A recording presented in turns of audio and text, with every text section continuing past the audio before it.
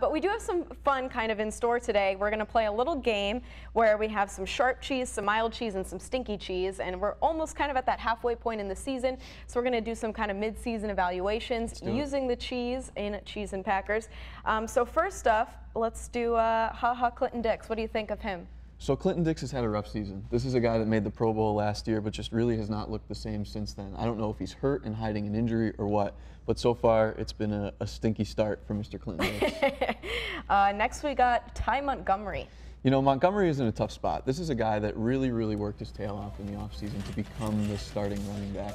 But then he gets hurt, and then Aaron Jones plays amazing, and then Montgomery plays but doesn't look so great. So all of a sudden he's kind of lost his role a little bit.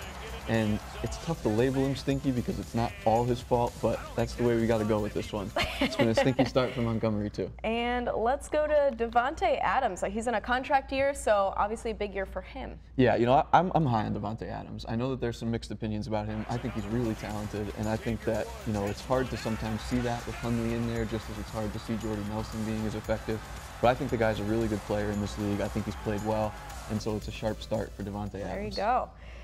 Next up, Coach McCarthy and coaching staff. What do you think of the performance they've done so far this year? You know, I wish we could kind of separate this into offense and defense because I think the grades would be pretty different. So overall, I'm going to sort of put it right down the middle. I think that offensively they've done enough, and you know, developing Aaron Jones as quickly as they have has been impressive. But the same flaws that they've had on defense for the last few years are still there. And so if we were to separate it, I think defense would be more on the stinky side of things. Yeah, it's a little bit do or die for Dom Capers and his defense right now. Aaron Jones, I think we know where we're going with this one. Yeah, this one's really easy, right away to the sharp category. I mean, first of all, for a guy, take out the fact that he's a rookie. To play as well as he has is just impressive for any running back. But the fact that he is a rookie and the fact that he was third on the depth chart coming out of training camp, the guy's just been a stud so far. Great pick. From inactive that first week to now being possibly the starting running back going forward.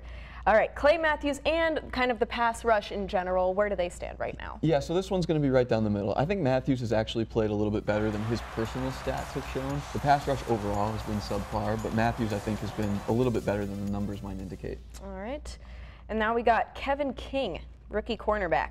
This one, again, a sharp one. You know, the Packers needed somebody or anybody to play corner for them this year. And then Kevin King has played better so far than Demarius Randall or Quentin Rollins before Rollins got hurt. So that looks like it was another really good pick for the Packers, and he's been tremendous so far.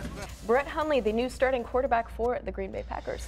You know, I think again, this is a tough one to label stinky because he's so inexperienced and he's so young. But and it's only been 2 games at this point. Exactly, but the bottom line is he was not good, and I think that there's a ways to go for him, you know, back in the summer.